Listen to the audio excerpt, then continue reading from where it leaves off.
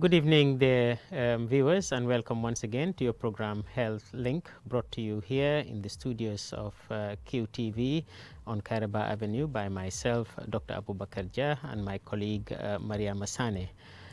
We're very happy to be back with you today, and as usual, we cannot talk about anything in these periods without mentioning something about the COVID pandemic, which is still ongoing despite the fact that there is a vaccine which we have also started in the Gambia, and we were opportuned to have guests these past 2 weeks to talk about the vaccines. We don't want to bore you any longer with details of that, but suffice it to say that even though the vaccination process has started, we are only for now doing the medical, the people working in the health services, and also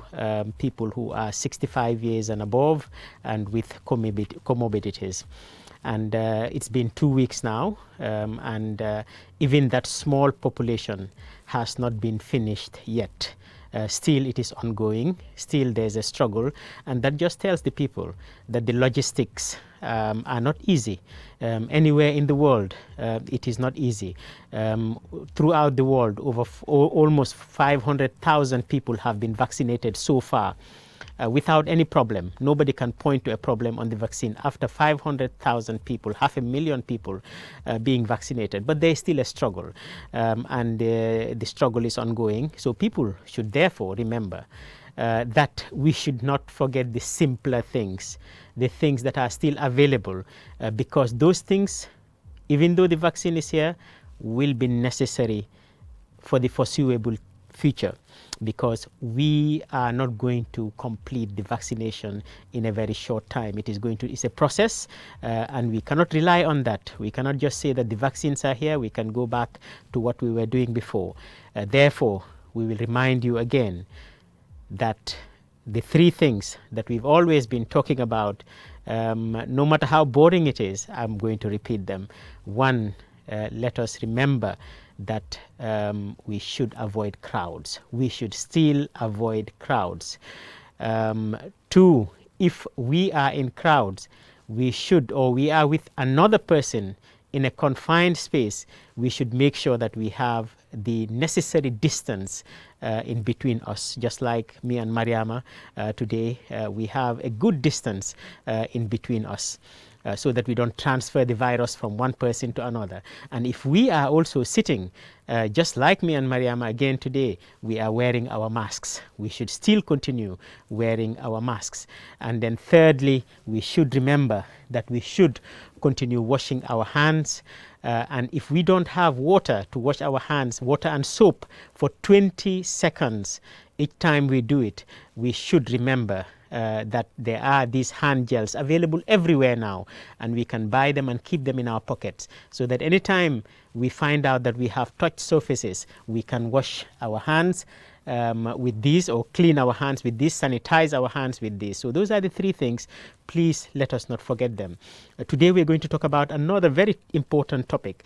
to remind people that even though COVID is here,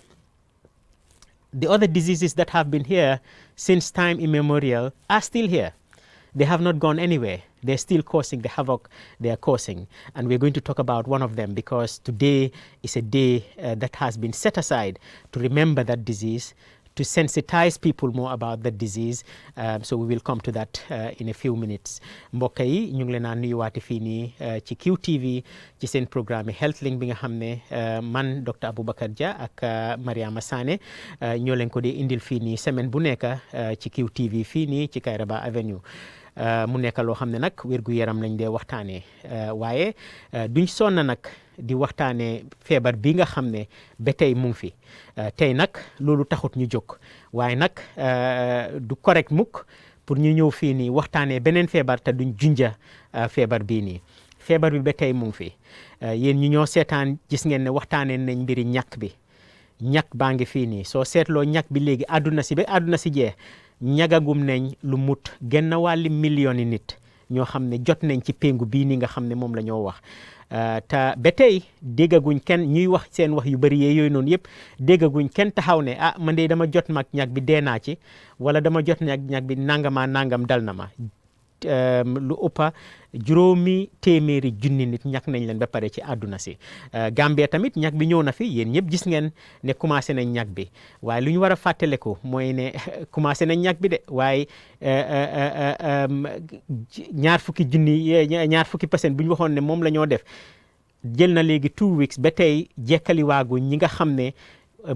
ñàkk bi nga xam ne am nañ ko léegi nii fii nii ñi nga xam ne dañ leen war a ñàkk àdduna si yëpp nag ay problème a ngi ci parce que nekkul ne ñàkk bi mu ngi fi rek dina daj ñëpp ci benn bés dina jël time balaa moo daj ñëpp moo tax ñu war a fàttaleku ne ñette yu ñu leen daan di wax boobu nag duñ ko sonna di wax fii nii luñ ko wax lu mu bëri bëri dinañ continuer di ko wax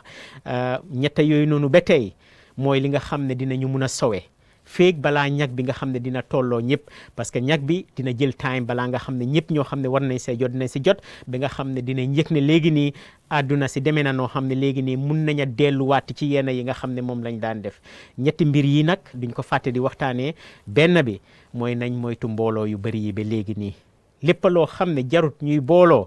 nga xam ne mun nañ koo def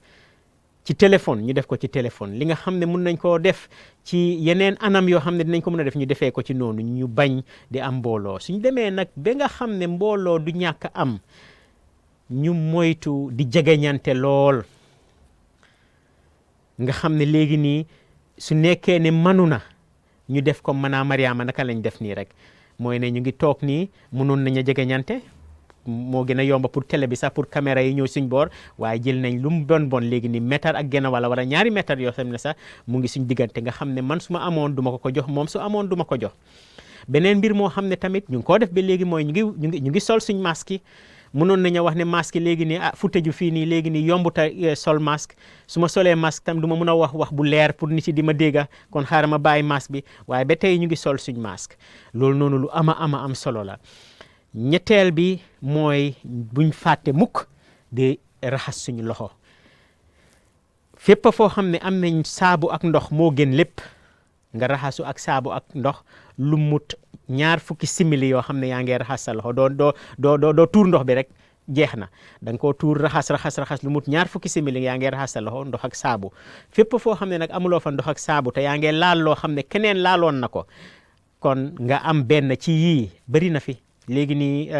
foo dem rek foo dugga di nga ko am nga jël ko di riiboo sa loxo bi fépp foo tollu di nga mun a aar sa boppa aar keneen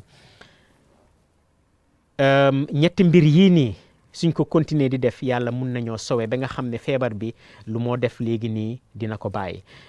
ñëpp xam nañ ne léegi nii ci àdduna bi àdduna ji daj ñu deeyagum ci feebar bi mu ngay jege 3 millions yi nit ëpp na Gambie ba Gambie jeex ñu ci dee Gambia fii nii ñi nga xam ne faatu nañ ci ëpp na 150 nit léegi nii ñi nga xam ne am nañ ko ba pare ci Gambia ëpp na 5,000 nit suma mbokk amu ko wala xawma ku ko am taxut ne amul de mu ngi fi am ba léegi nii ñu bàyyi xel loolu noonu ñu bàyyi xel ne ñàkk bi su ñëwee sax it tamit suñu amoon ñàkk yu ñu war a ñagee ñëpp tamit dina jël time balaa autorité yi mun a ñàkk ñëpp ba ñëpp daj kon ñetti mbir yii nii buñ ko fàtte di waxtaanee tey nag suñ demee ba Mariama dugg ci mbir mi rek dinañ waxtaanee beneen feebar parce que dañ war a fàttaliku ne feebar bii mu ngi fi de waaye feebar yi nga xam ne yàggoon nañ fi ci suñ maamati maam yi ba suñ maam yi sax amaloon nañ ko ay tur feebar yooyu ba tey ñu ngi fi am na benn boo xam ne nag moom lañ jagleel bés bii nii muy ñeneenti fan ci tey la kañ 24th of March moom lañ jagleel lii nii mooy feebar bi nga xam ne moom la ñoo ñëw waxtaanee tey so nu ñoo def rek mooy dinaa bàyyi Mariama mu baaxee waxtaan bii nii suñ mbokki mandinka yi suñ ci jógee nag ñu dugg ci topic bi suñ duggee ci topic bi rek nag dinaa ubbi line yi parce que am naa ne am na ñu am laajte ba léegi nii nga xam ne képp koo xam ne am na laajte foo ñu laajtee rek dinañ taxawal affaire bi ñu jël call bi ñu ansa call bi door a continuer waxtaan bi nag fooguma ne dinañ ko mën a jeexal tey waaye dinañ si jéem luñ mun yëpp Mariama baraka docteur assalamu alaikum bari ngam yonkol aning jubirlal mbal konton na ko QTV tele bu mbato ka fali ko aldimma Mariama Sane anin docteur ba fa docteur Abubakar Dia walla be siringa le jang ka la jata kande ka cha ka le ka fa me health link abe live le ka ba QTV da komin ka kale nyamin dorong ka ba talang kononto kata talang tang ala baraka Allah moy nyima ana la jiber nyima alka black program no ma lokum njikita ko albe londi jamale soto kam program o nyin normal bitung hani ka bidarong kacha nya betilina coronavirus dalla ngalun ka seke ay mol fasile silang bayri wato watin sita jan dorong an katela kacha bara kuma bata le furunga kacha bayri amu kuran neti mi yalon ko abe jamale fa kan nyin duniya kono abe jamale mantora kan jamale foti la wulula le jamale foti dingol la adun ngaje ko woto adabe janne fananga jam fanam mam fatam fansatije abe nyamin bantala bankol kan abe gambia banko kan wala nyama woto puru kati kacha kuma bata le furunga mol kumandi minil yalon ko la londo ni la do kol be nyatilinta wala man sakundani WHO alkaje ko ka luntangol nati jang anyi lokun flol kono pour kanyin kurango kacha drom bayri ya kurango be janne bari mol be baje kanko sayeng a fengo nyim finti tele pour kanyin kurango jara bari hani kabido ron ngalon ko mol e nyasi lango so tele pour kanyin kurango a fengo nyinta woto docteur ya bambandi mol la nyamin dorong ako nyim fengo kabring akuma sita fo bi mo manje duniya kono mo wuli kemen lulu anin fengole atanole adun hani kabi mo kilimma loje ka foko ay nyinne kenna wara nyinne kenna woto nyasi lango min soto nyim fengola nga kata dron ngalanno soto a fengola nga kata ning atara nata banko kan ngata hani kabi dron biding an sita nga nal ka chata num ya foko iba kuma sila lopitan do ku lalle la minil ya lon ko ila do ko nyatlinta kuran tollel ni bota woto ko mol minil ya lon ko kuran ko tengol soto mi ya lon ko ka fal yele salol nin kuran ko tengol sukur kuran nin dol minil ya lon ko ni nyun kuran so ta si montora no bakle dina minil ma soto ni bota woto ko sita ke balto bari hani kabida rong sa lonko a pengo bijanne ada be duniya kono le bari o man nyanna ka tinna nyanta ka tama silol min na purungam fanga makoy nganyina wasilol la hani kabi mbal hakilol bulandila le wato wati dorong ngaje ko akumayata le bari banko kan an ning alka jibe momin fote ni ala tatal fo sain fo kemenin tang lulu ni sey woto wasiyata le wamanke nombar ndingoti woto wala tinna kumaya batale silol minil yalon ko nyanta keta nkane tuje nkana nyinela nkana labali yako kurango mi yalon ka man soto a soto tale docteur ya foka ko abina momin sila momin fata duniya mume be kon million sabanin feng woto yaje ko waye gambia be momin nan kamo be gambia banko kan atambita walal woto ninga tara woketa non gambia tam to ko gambia be tumbuntale woto ngang hakilo tu bake ninga tara fengo sinta momo sa soto no adun tabe fengula no wati killing hani duniya fongo kono bankol minili yalon koy sembo waratanti la soto fengo waratanti wol fongo be ma soto no sako gambia mba kata kanne mba dila damang wari hani kabi nimba dila mo la drong kana nyina ko silol le bije minili yalon ko hani kabi hani e pengota nsem fongol mako ino le ngam fongol tanka nga banko tanka nga dimba yal tanka wolom docteur ya fanya min dorong komi nga kata nga kafol tala fewo fem mu kafoti dorong nga kata nga wol mume be bula je ferem ferek nim matuno je dorong nim be dulato ko komin tolbe sirin janyami ali ajalen jampata nyola dalita kakale kabirim corona ko masetan buka sutiyanu nyola woto ning ataralbe dulato mi ya lon ko kafo alma tank alfonga tankano kafola ali akata ali jamfa nyola ningalbe o fanan ko albe bungo kono ala kata o bungo kono mi ya lon ko fonyo se dunno damen aning asa fintino damen ko ningal bota woto dorong nga kata nga maskol dum komi nga ali enjanya min dorong katula ali amar lalen tol fongo mom masko tuje dunta nan jang nin nata mobe kam maskole dum woto nga lonne ko nim momo mam masko dum dorong kam be nyosa wunna no nyin kuro ngalale woto dawoda be je dorong nga kata masko dum nga siyandi na ko kono bak kata dum bayri atemu kulete mi alon ka sen tankano nyin kuro ngalale nim bota woto dorong ako buluko womo kulati mi alon ka kumaya bata la hanni nyin corona fongonte buluko kumata sakon dunta corona kon mi alon ko nin atara ye bulo ku fasana yata nin jisa nun nin safunola ise fongo tankanola ako nin atara liya jadaron ko alman jiyosoto al tata dulato mi alon ka albe dulal makan nyin kawandi ngo min belori ngadala ya sikandile pour ka itandi alla ali yakata wodabe diarim banko kane dawoda itata je dorong isa soto no jele nin atara man jiyosoto anin safuno nga katan kanyin sanitizer ta an kan bulo sanitizer ala kan bulo sanitizer bayra te mu kulati mi alon ko aka nyin corona jankaro faale woto be mol hakilo bulandila hani kabi dorong nyin silol minil yalon kon ko tula don kilila len ka tula hakilo bulandila la dorong alkana nyina alkana landa baliya ko courant o sotota la bi jele be kedinne adonga be mol mantora kanne seke nami la ibadi ngo mantora wala mi fango mantora ite la la no bari ninga tarali mol ninka minil 14 yo la je badi ngol 14 yo la je ba fola le ko courant nyimbe kedinne bari hani kavi dorong ngaja ko ate manke courant dorong mi yalon ko duniya be ko no wodronde bi jam courant ko tengol bi janne minil yalon ko docteur ya fanyami biri mama mol wol bi janne adum fonnun to mol fango tol so talale adum ngaje ko wokum courant nyinga kuma yatale bayri bi tilim wang aning nani a lungalom ya tombam pour ka a jurandi a courant nyi jurandi woto bi nakacha nyabe tilinna walla mbe wala kachala adum fanan docteur ya fanya membe line yele la mol yele pour ning atare nyi ning karo nyi karo soto drong isam kumandi mbe fo fen nambe ko wala ndila jele ngakumandi rol ta ngamol la jabe nyi karo jabe doctor. Thank you, Mariama. Just before we go to our topic, I want to take another 1 minute to talk about something that is very important. People are talking all over the place. There was a scare about the vaccine that is available in the Gambia. I think it will be unfair not to talk about that scare. There was an issue that it can cause blood clots. And it went up to a point in which some of the countries in Europe stopped it for a while. But very extensive studies were done again to look at it really in details, and they found out that actually that was just that was a false scare. It was not true, and the vaccine is safe and the vaccine is effective. So people should know that. You know, I read somewhere, and I think that's a very important way to look at it. Somebody said how to look at the COVID vaccine. Now, if we know that wearing a helmet when you're riding a bicycle or when you're riding a motorbike is important, it saves lives. We know it saves lives. But if somebody says that, well, I saw somebody who had an accident, he was also wearing a mask, but he still died. Therefore, there is no need for me to take the helmet. That is the same way you should look at the vaccine. If you look at the vaccine and say that, well, I saw somebody who has taken the vaccine and he developed a blood clot. When we know that every day without the vaccine, before the advent of the vaccine, people were developing blood clots, then it is the vaccine that is not true. Okay, if you wear a helmet and you are reckless on the road and you are hit by a car, there's a chance you're going to die. There's a chance you could be saved because you're wearing the helmet, but there's a chance that you could be saved. And I think I will also take this opportunity because I'm wearing a QCell mask, that QCell was able to bring millions of masks into the Gambia and has given them all free of charge, not selling them to many institutions. So we would thank QCell and all other organizations that have put in their efforts in this fight against COVID,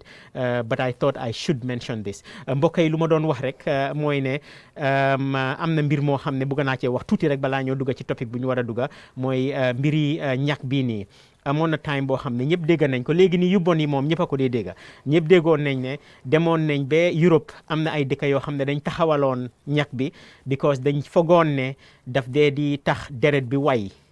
te su deret bi wayee daf dee indi problème waaye nag bu ñu demee ba ko gëstu bu baax a baax gis nañ ne loolu du dëgg gis nañ ne vaccine bi dafa mu ngi aar ñu bëri gis nañ ne tamit vaccine bi du dee cause problème boobu noonu ma bëgg a koo wane nag si benn mbir moo xam ne gis naa koo xam ne noonu la ko waxee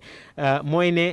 léegi nii xam nga sooy dawal motorbike ci kaw tali bi da nga war a sol lu ñoo mbaxana boobu noonu nga xam ne moo laa aar soo amee accident léegi nag su nit demoon taxaw ne waaw man de gis naa koo xam ne mu ngi soloon loolu noonu waaye ba tey bu mu amee accident dafa dee kon loolu amul njëriñ loolu du wax boo xam ne wax bu ànd bu dem yoon la parce que yow su nekkee ne yaa ngi sol sa helmet ba def looloo war a def wala yeneen driver yi defuñ la ñu war a def ba la dóor mun nga see deeyee fekk te ba tey yaa ngi sol kii bi mbaxana bi mu ne nag ñag bi noonu la ko gisee moom mooy ne léegi soo defee soo jëlee ñag bi ne man du ma sol suma masque man du ma def nangamaa nangam te du ma ci feebaree mun naa am ne nag di nga ci feebaree ba pare tamit mbiri way deret bii nii balaa ñag bi di am junni nit ay millions nit dañ leen di am seen deret bi way ñun ñuy liggéey ci lopitaan yi dañ ko dee gis balaa sax feebar bii nii di ñëw kon nag su nekkee nit jël na ñag bi ñu gis ne deretam way na ñu jël rek ne ñag bi moo tax ñu jël mu am ko loolu tamit àndut yoon parce que nit yi dañ ko daan am waaye moo tax bu ñu demee ba gëstu ko loolu lañ gis ba dëkk yooyu yëpp Europe ñi nga xam ne taxawaloon nañ ko commencé waati nañ ko léegi nii ñu ngi ko joxe ba président kii bi sax prime minister Angleterre bi sax moom bu loolu xewee dafa jëlaati ñag bi nii pour wan nit yi ne ñun xam nañ ne ñag bi nii du cause problème boobu noonu kon ñu fàttale ko loolu noonu Mariama rek balaa ñoo dugga nag ci li nga xam ne moo tax ñu war a njóg tey. abaraka doctor ada kuma ya batele furu ngi hakkilol bulandi nyin hani kabi comme doctor ka fanya men dorong ako diamu jamalle fintita nyum ko kono diamu jamalle fintita nyim pengo la karola mol ko ko dore ba fo kanne adun coming ay mol ba fo kanne ko ninga tare nyim pengo tale dorong yelo mi yalon ka bodi hada madi ngobalo ko na be simbila la adun na simbita be kala no yele kitkito tile mi yalon ka se mo fondi no adni yolale ako boto o mu kuleti mi yalon ko nyanda kan hakkilo bulandi hakkilo tuje bakele bayri moliya fo dorong woma nyanna ka tinna ko moliya mira ko ning atore tole wata dorong momo yata dorong yelo be simbila la ke yele kitoti min se mo fano ako komi ni ajiba misal fole ko ninga tara moto barindela wara bicycle barin motorbike motorcycle barindela mi yalon ko ita nyanta ka motorcycle o barindile in nyanta ka helmet o dunne mi yalon ka be kuma tankala ning atara feye mai se tankano ako bari ako mosa dunnole adun ning atara ya dun amman tasilo anyanta ka tasilo minna wara minil be moto barindila ya mai iman nyanna ka ma nyamin ase fo aniyolale asa fanan hani kabi ase tankanole amman fa woto nyim vaccine o molta ko kabirin nyim vaccine pengo man finte wala nyim vaccine woti mol yalno ko mol kanyim courant soto mi alon ko ila yelol kasimbi asa ken o yele kitkitoti min se fano adu wokketale jamma sinya jama antol mini be do ko alfitano to nyaka jel sinya jama wato nyim pengo wan findi woto kafo ko ha ninga tara ye pengota ila yelo be simbila ke ila kitkitoti min se fano ako mo ko walete mi alon ka man tara kuma soto ring bayri kabringa keta tubawol ye kiskisiro kala ya jeko mol mini le wosoto woni hani nyim pengo man karosoto woto ngan hakilo to ako comme British Prime Minister mi alon ko atele be Angleterre nyato ako kabiri wonyum ko mo fintita fo kiskisirol keta amurun telephone ay nyimpe ngota fulan janke pour ka yitandi mol la dronko e tolbe minil doku ka adun doku lan minil li nyimpe ngode da yalo ne tamata silo min fo nyimpe ngo fintita hani kabi lafsal drom pour ngawo fo mole pour isafa ham abake doctor. Thank you very much, Mariama. So we go to our topic today. We took a long time before going into it, and I'm sure people are wondering what are we going to talk about. Yeah. Mariama, we are going to talk about a disease that has been known since even the Pharaoh time, the Pharaonic time. They talked about these diseases. It's a disease that every year affects more than 10 million people. 1 million of those are actually children. So it affects about 1 million children, over 10 million people every year. It's a disease that kills every year more than 1.5 million, close to the population of the Gambia. 1.5 million people die every year from this disease. And still now, 1.5 million people are dying from this disease despite the corona pandemic. So it is a very important disease. And it is a disease that is very difficult to diagnose. And a lot of people may be going along with it for a long time before they are diagnosed. And this disease is tuberculosis. And today is World Tuberculosis Day, which is set aside so that we can remind people about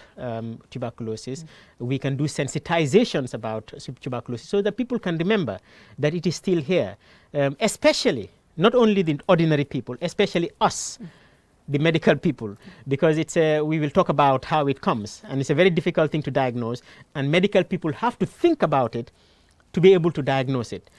So I am reminding my colleagues that we should remember that tuberculosis is around, and it has been called the great mimicker. It is one of the things that can mimic anything, and if we don't think about it, we may not be able to diagnose it, and that is what we want to talk about today, tuberculosis. Mbokk yi wax na lu ma wax rek Mariama mooy ne xam naa ne yéen a ngi xaar lan la ñu war a waxtaanee. Lu ñu war a waxtaanee feebar la bi nga xam ne yàgg na fii nii lool depuis sax time Firawna yi dañ doon waxtaanee si seen kayit yuñ gis nañ ne ñoom xamoon nañ ne feebar bii nii am na. So feebar bii du feebar comme corona nga xam ne barki démb rek la ñëw, bii nii ay junni at ci gannaaw, soo itul sax ay millions at ci gannaaw feebar bi mu ngi fi ba léegi nii. Feebar la bi nga xam ne at bu nekk ci àdduna bi dina dal lu tolloog 10 million ak lu toppa ci nit ñoo xam ne dinañ jot feebar bii nii. Feebar la bi nga xam ne ci àdduna si ba àdduna si daj at bu nekk dina dal lu tolloog millions yi xale yoo xam ne xale yu ndaw lañ yoo xam ne dina leen dal. feebar la bi nga xam ne at bu nekk dina rey million ak juróomi téeméeri junni nit yoo xam ne dinañ gaañu ci feebar bii nii kon nag feebar bi feebar bu am solo la pour ñu waxtaanee te feebar la bi nga xam ne ay mandargaam dafa bëri waaye dinañ jéem a dugg ci mandarga yi ba nga xam ne sax docteur yi nga xam ne ñoo war a xam ne lii nii feebar bii nii mu ngi am nit yéenay daf day jël time buy sori balaa docteur bi sax di xalaat ne ndekete feebar bii nii moo dal suma malade bii nii kon nag moo tax mu nekk bés boo xam ne jagleen nañ ko lii nii pour ñuy fàttali suñ boppa ñun docteur yi suñ boppa sax ñu fàttali suñ boppa ne feebar bi mu ngi fii nii feebar bi nga xam ne la war nañ a teel a xam ne mu ngi am nit dal na ko ñu mun koo toppatoo kon nag feebar boobu noonu mooy feebar bi nga xam ne olof yi dañ ko daan ooyee feebari sixat bu bon bi waaye nag nañ ko ooyee rek mooy feebari sixat bu yàgg bi mooy feebari sixat boo xam ne ñu bëri ay màgget la daan dal ñuy sixata time buñ fuñ toll rek ñu ngi sixat di làppa waaye dinañ dugga nag ci mandarga yi bëgguma cee dugga léegi nii waaye feebar boobu noonu nga xam ne mooy tuberculosis xam naa ne nag ñun suñ mbokk yi olof yi ñu bëri nu ko sénégalais yi dee waxee lañ ko dee bëgg a waxee mooy tuberculose waaw waaye tuberculose waxi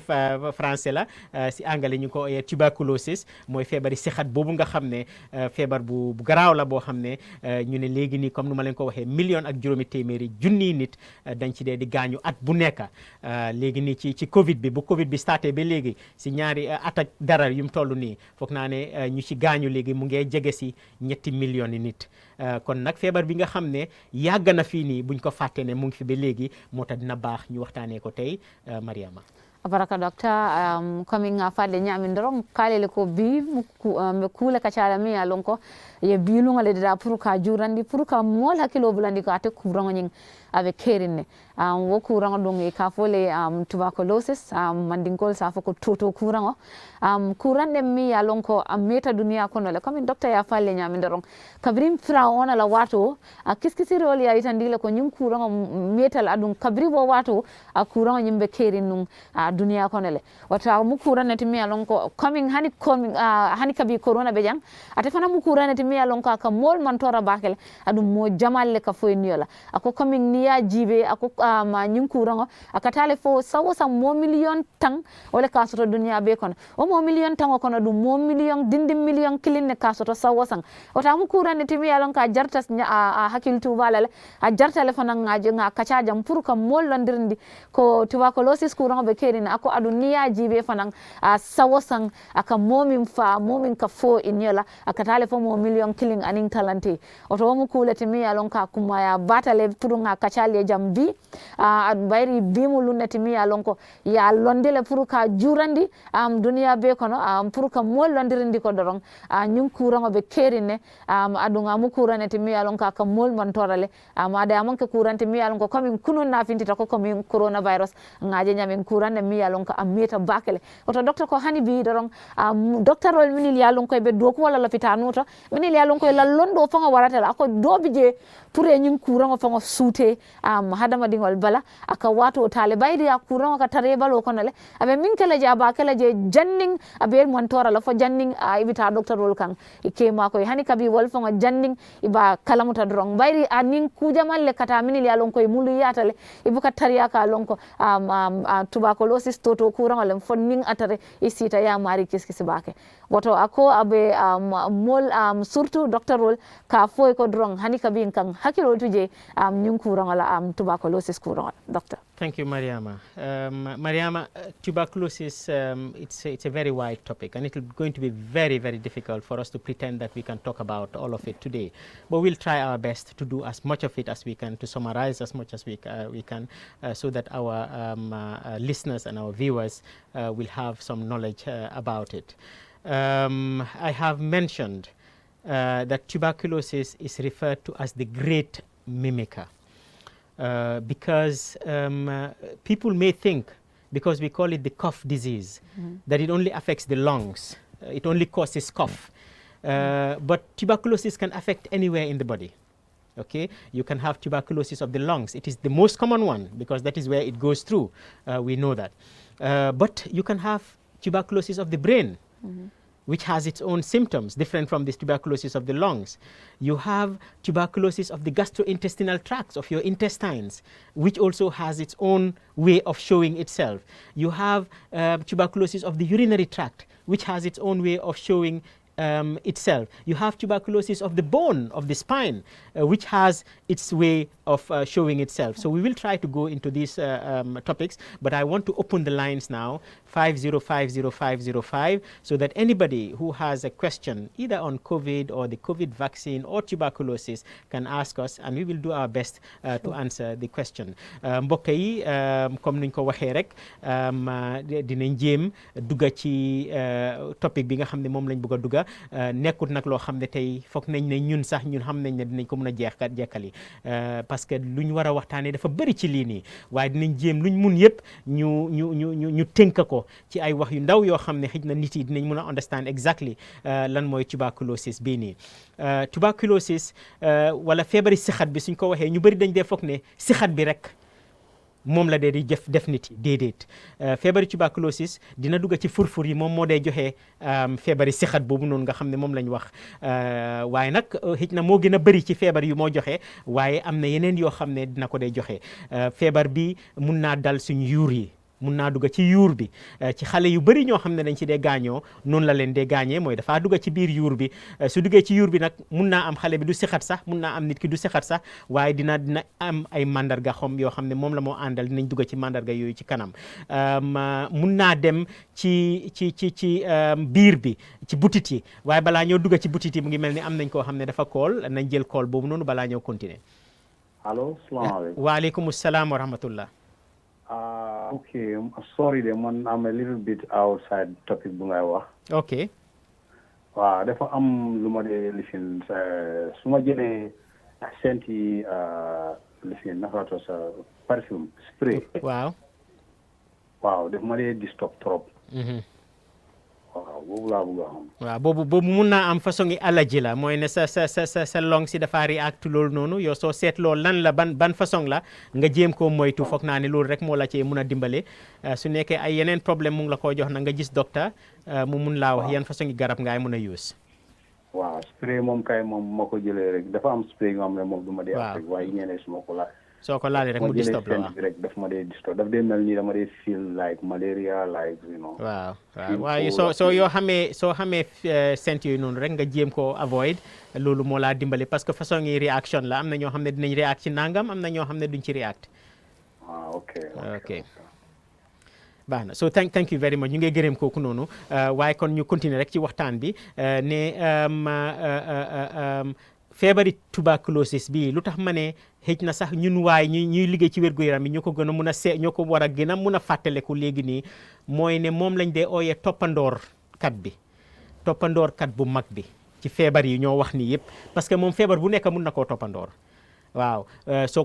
ko xalaatut rek mun ngaa ñàkk a wax ne boobu la parce que dina am yeneen feebar yu moo toppandoor parce que su nekkee ne ci yuur bi la dina toppandoor yeneen façon ngi feebar yoo xam ne ci yuur bi la soo xalaatut tuberculosis dangaa faj yooyu noonu te fekk tuberculosis moo dal nit ki soo demee ci biir bi ci butit yi daf dee mun a dal butit yi dina mun a mel ni ku am ne sax am na mu ngi am ulcer dina mun a ko nga am ki nga xam ne biiram bi daf dee daw parce que dafa am yeneen problème mun naa wane lu nekk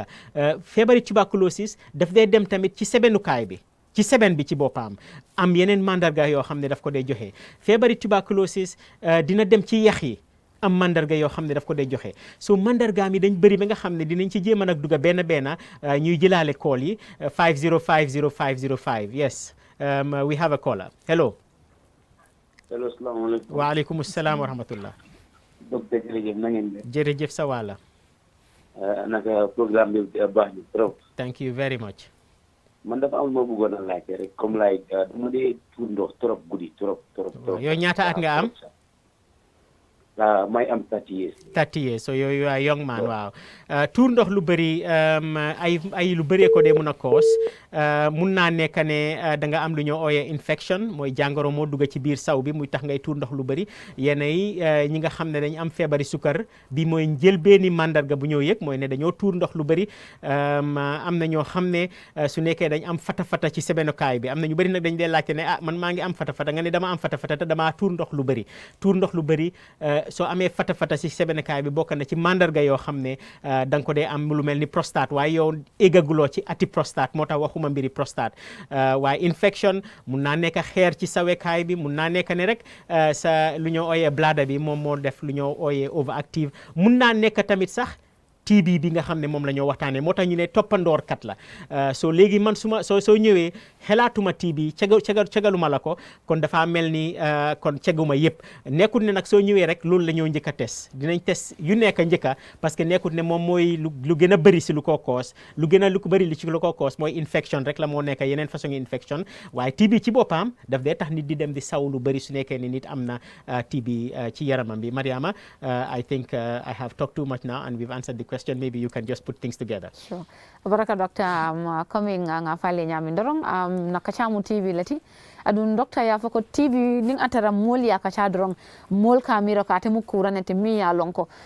toto kura ne mi ya lonko aka kufuka folder ne mota ako ha to nyalem aka kumasi woleto bare am manke ko ni ko toto kura dorong ako doron ne mota ako ase hadama dingo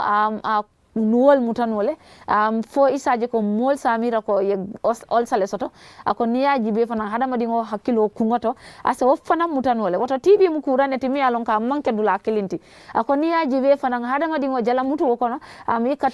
ko to kurango je no jele ako ninga bata woto drom fana kulol fana ka toto kurango nyin sotole sutu hadama dingo ko kulo ako ninga tara yaji be drom aka mu kurane timi alon ko aka tara wodulal belo ta ka wodulal bele mutano woto kana mira ko dorong nin ko to kurango kufuka foldoron non ase wolle mutano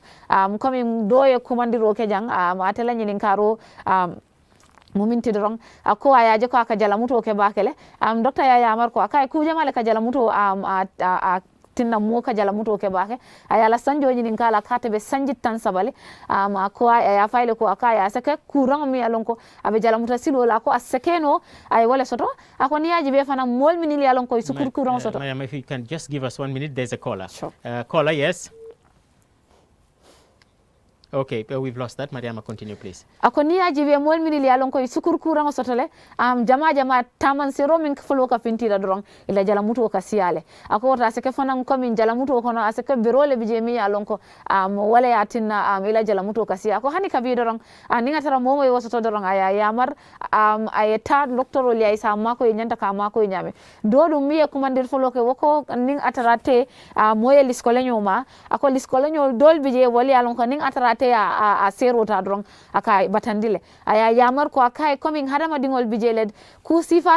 afatam fan sosiata modo bije nay nyinke aka mantora nay ay sero ta asake nay fengo do damo asa mantora no rate aya yamar mina drong ninga tarate ya lolis ko lonyol menel ka batandi drong aya kata aya jamfa walla hani kabi drong ning atara fana ngala fita kalong lopitanol bijele mini ya lon ko bi janne drong pour kam makoy a woto line wol be yelerine 50500505 also komandiro kenol aliye nin karo soto Dr. Bijanne pour kala nyinin karol jabi doctor. So Mariama, we'll attempt to go through most of the symptoms that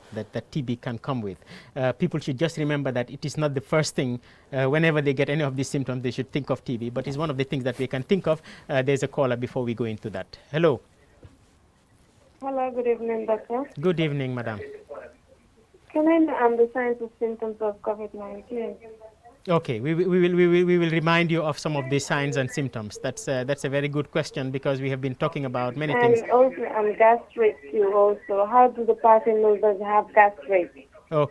Okay, we will briefly talk about that because that's not our topic today, but we'll talk about the COVID symptoms. Thank you very much. I think it's a good question because we forget to talk about it all the time. But COVID symptoms are just like most of the symptoms of another flu. They are flu-like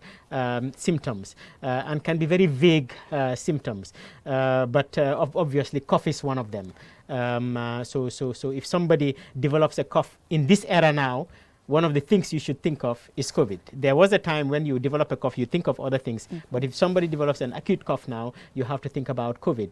It could come with fever. Some people can have fever with it. You could have malaise, just general tiredness. You could have loss of appetite. You can have the loss of sense of smell. and you can have the loss of sensation of taste, so that you taste something, it doesn't taste anything to you. And these basically are the main symptoms. It can have other symptoms, even gastrointestinal symptoms are things that people can have from it. But these are the main ones that people should think about, so that if they have these symptoms, they should go and get tested so that they can protect themselves and protect their families. Mbokk yi ku fi call léegi nii lu mu laajte mooy mbiri Covid bi lanay ay mandargaam yàgg nañ di ko waxtaanee nag, waaye tey dinañ leen fàttali parce que foog naa ne lu am solo la pour ñu fàttali leen ko gannaaw laajte na ko rek dinañ fàttali nit yi lan mooy mandarga yi.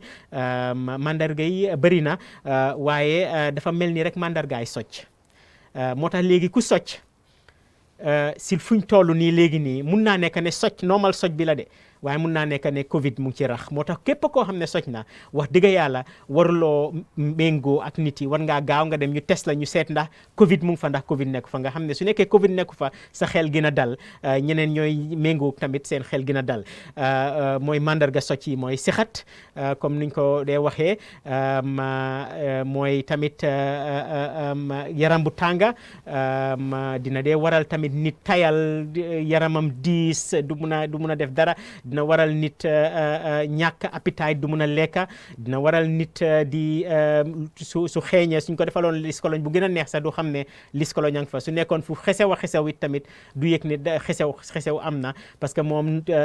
xeeñam bi dafa wàññeeku. Dina waral tamit koo xam ne léegi nii mun naa lekka ñam bu neex a neex du yëg ne sax ñam bi neex na, wala yëg ne ñam bi wex na, wala lu façon yëg-yëg yooyu noonu daal dina dee di mun a dem. mun naa dem yenn yi tamit feebari biir sax la day jox ñeena ñi, am na yenn yu bëri, waaye daal léegi nii képp koo xam ne am na ay mandarga yoo xam ne dafa mel ni socc daal na gaaw a dem ñu test ko, nga xam ne dina mun a aar boppam aar keneen. mbiri gastrique bi nag foog naa nañ ko bàyyaagum parce que yàgg nañ ko bugguma mu waste time pour ñu wax luñ bugg a wax nii, dinañ ko tontu beneen yoon incha allah. baraka docteur coming mi yakkumandiron ke doron a tey ñinin ka roke la ko mun taman serle bi je minini alon ko molli o taman sero so do isa I hakilo sa dino le. Mariama, there's another caller, I'm sorry. No Yeah, problem. go on caller, we're giving you the priority. Okay. Yes. Hello. Yes. Hello, assalamu alaikum, doctor. Wa alaikum assalam wa rahmatullah. Na nga def? Jàmm rek sant yàlla, na nga def? Man dama am question pour laaj about COVID-19. Waaw. Man first of all dama amoon COVID. So ma dem ci quarantine bi 10 days. Waaw. After 10 days bi, instead of ñu check ma. ñu check seet ndax COVID bi clear na ndax clear wut. waaye after 10 days bi dañ ma bàyyi. Waaw. jox ma benn letter. Waaw. So ma dem defati test.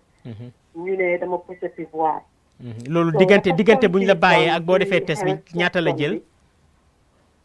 Because su amee COVID. 10 days. 10 days diggante buñ la bàyyee ak boo tesatee ñu ne la da nga am COVID 10 days la jël. waaw 10 days la no after 3 days because dama waroon a dellu. dama ñëw holiday ma waroon a dellu England. waaw. so ñu ma bàyyi Friday Saturday ma dem defi test bi. pour dellu. so nga gis ne yaa ngi positive aati. waaw. waaw so lan mooy laajte bi. luy laajte bi ndax government bi war nañoo bàyyi nit without nga xam sa fit ñu bàyyi la nga war a dem ci public bi noonu. with COVID. ñoom buñ laa bàyyi fekk yaa ngi am symptoms ndax am sa symptoms yi fekk disappear nañ. awma benn symptoms. amuloo woon benn buñ symptoms laa yóbbu tamit awma benn symptoms tamit. Thank you for the question, very important question. lu ma laa wax mooy ne léegi nii protocole bi soo demee Angleterre sax protocole bi mooy ne soo demee ba am Covid te amuloo symptoms dañ la quarantine 10 after sa symptoms yi suñ demee 10 days plus 3 nga xam ne su nekkoon ne sax da nga am symptoms 10 days bu symptoms yi jeexee plus 3 lañ la quarantine den ñu bàyyi la. dina am nag ñoo xam ne ñu bëri ñu ci ëpp yëpp dafaa fekk seen symptoms dem na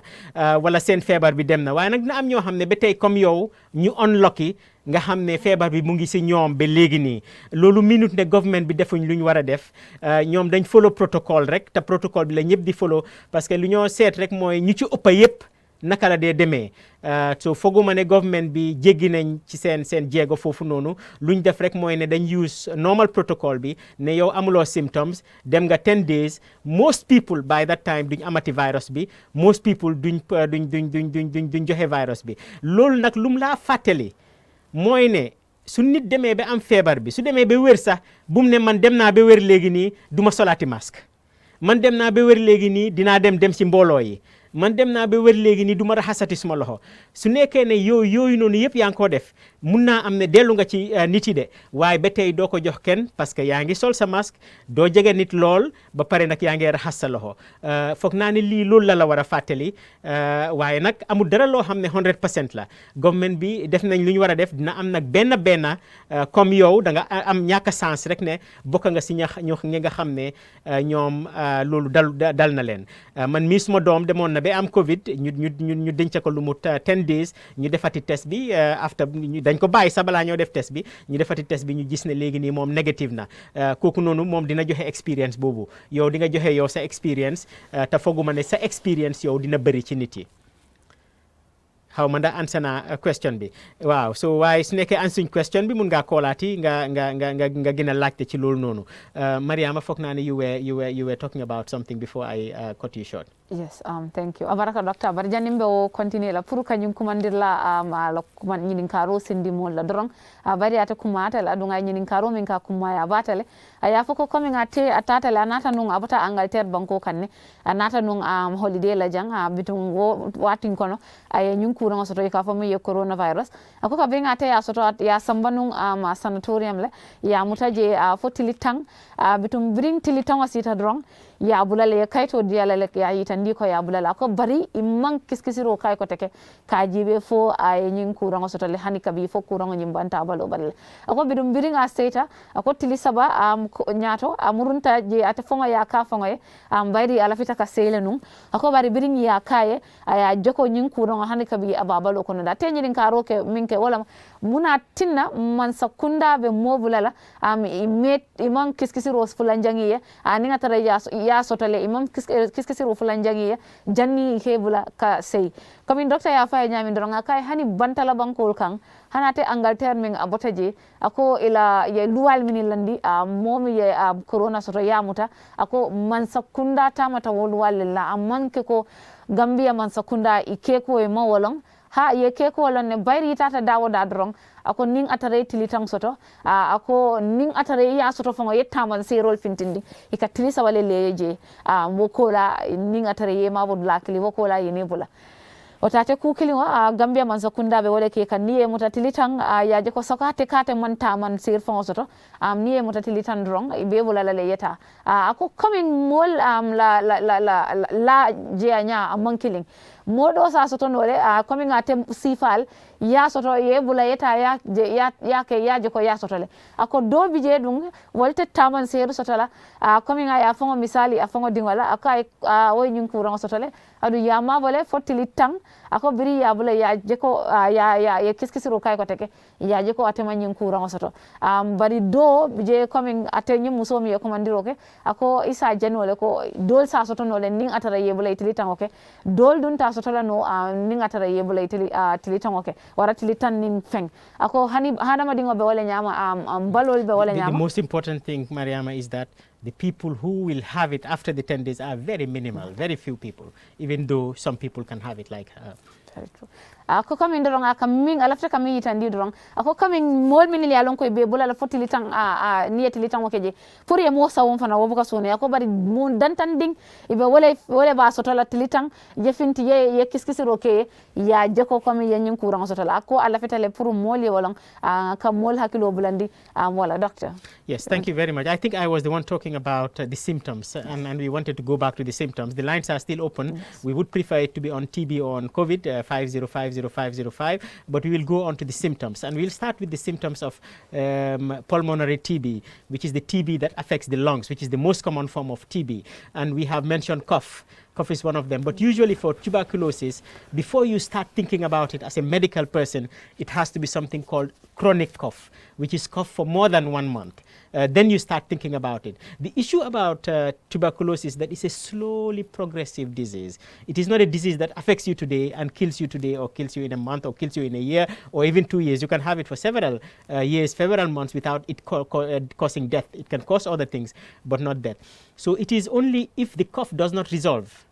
by doing simple things, by making sure there is no infection and treating the infection, by making sure that there is no allergy and treating that allergy. It seems there's a caller. We will have to interrupt it again before we move on. Hello, caller.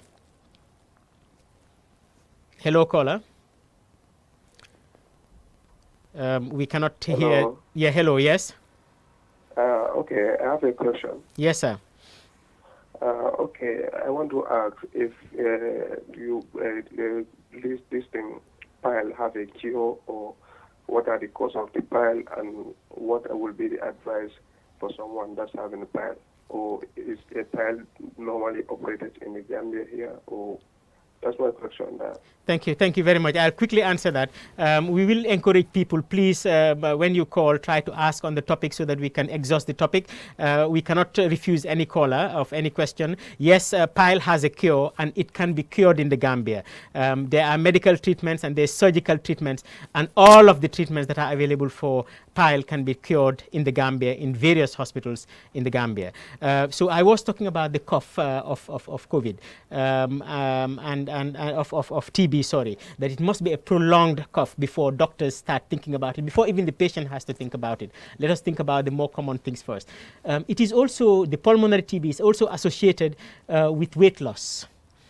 Over a long period of time, somebody is starting to lose weight. Slowly. In fact, there was an elderly man in our hospital. The way I diagnosed it was because he was losing weight. I did several tests, including a TB test. The man is very happy. I saw him 2 days ago. That's why I remember him. And things are resolving now that he is on the TB treatment. So weight loss is one of them. Fever, usually a low-grade fever. It's not a very high fever. The body is not that hot like malaria, where you're having shivering and so forth. They could have what we call night sweats. So they lie down at night, even though with the cold now, they will sweat buckets, so that even when they wake up, all their clothes is drenched in sweat, and all their the bed is drenched in sweat. That is called night sweats. It is one of the symptoms of pulmonary TB. They can cough out blood. Now, the normal pneumonia and other things, it is unusual to have blood in the sputum. But when you start having blood in the sputum, one of the things that is top on the mind of medical people and to test you would be to test you for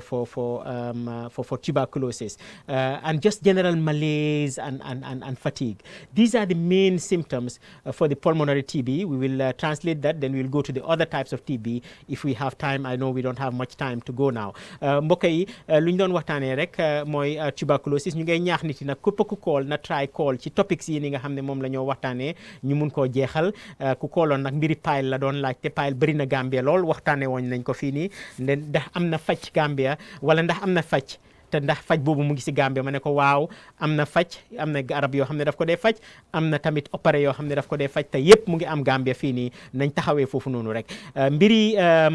sixat bi nag, feebari sixat bi mooy bu dee dal furfur yi moo gën a bëri. Boobu nag su dalee furfur bi sixat la dee nekka, nit ki dafa sixat moo tax ñu ko ooyee feebari sixat. Feebari sixat boobu noonu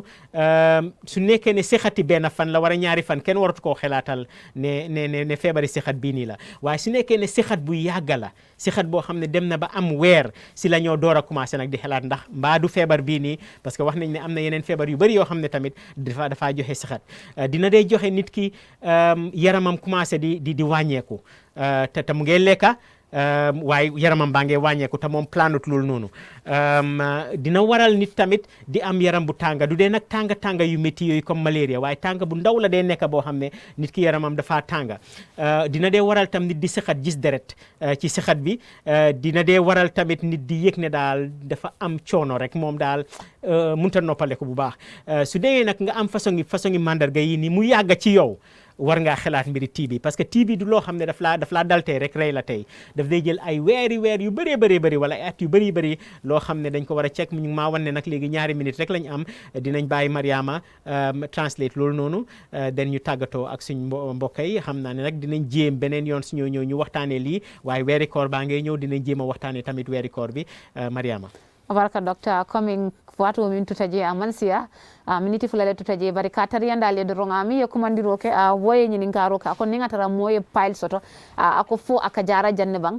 fa foka pari fana ning atara moya soto fo ka operation ke file ko bori jara ro bijela aning operation jara ro bijela bara mu kurane timi alon ko ha aka jara gambia bang ko kan ko min lafta ka dun taman se role ko no min alon ko ninga tara moye toto kurang soto mi alon kuf ka fo le muta ako komi taman se role min ka finti wala re mari ka totole ako bara man ka toto timi alon ko bi toto ta doron soma ifa hani wara bi toto ta doron soma aye batandi ako kuran ne mi alon ko aka me balo ko na sanji jama a janning abe fintile balo ko na woto ninga tara ya soto doron isa so tonole ako foka pare fanando e balo ka banne ka je mari ka je ko ni balo warata non e balo be ka jile ako be mu taman so rolleti mi alon ko mol ka jibe ninga tara mona ta doron aning toto doron nkas jibe ko aseka toto kuran olon ako foka pare ka je doron mo balo ka kandi barabu ka kandi ko coming ni moye malaria soto abalo ka kandila barabalo ka to kandila ka kandila kandi ka nyandingo ninga bota wota doronga ko mol fana mi alon ko suto ninga tara yela e balo ka tara le foyla dendi kol ka sinam pacak ako wo be hani dulabe sumayari ndorong e mari balo se sinan nole fenten fo nyunko tuberculosis toto kurango taman sero bari toto kurango mi alon ka ka kufka fo muta taman sero molti oto mba fola le ko ala baraka la mo ni mala folo kun koten. Thank you very much, Mariama. Thank you very much, dear viewers. This is all we can have for today. Remember that the COVID is still here. The three things we must continue doing. Let us continue doing them. Mbokk yi ñu ngi leen a gërëm ci déglu bi di leen dig fii ba beneen yoon ñu indilaat leen beneen topic comme niñ ko waxee weeri koor baa ngay ñëw dinañ jéem a waxtaanee weeri koor bi at some point. ñu fàttaleku ne feebar bi mu ngi fi ba tey ñu fàttaleku ne vaccine baa ngi fi waaye nag feebar bi ba tey lu ko aar mooy ñett yooyu ñu leen a wax ñu may leen fii ba beneen week incha allah dinañ ñëwaate ñu continuer waxtaan bi jërë ngeen jëf.